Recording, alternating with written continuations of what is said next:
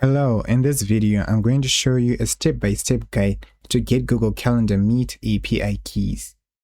So the first thing you need to do is to go into Google Cloud. Once you're here, then you can say get started for free. And when you go forward, make sure that you can enter your payment method and then you can click start free. Once you're in your profile, you'll see something like this. Once you're logged into your own profile, then you have to go to library. And here, make sure you type in Google Calendar and select Google Calendar API. Here, select the Google Calendar API. Once you do that, then you have to click on Enable. Once you click on Enable, make sure you go on the left side and click on Credentials.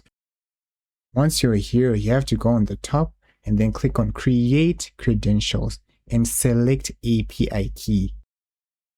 Once you do that, go here, click on the three dots and then click on Edit API key. Here, the drop-down menu will come out and then you have to go, it says Restrict Key, click on it and select here, and the drop-down will appear and select Google Calendar API. After you select that, click on Save and you're done.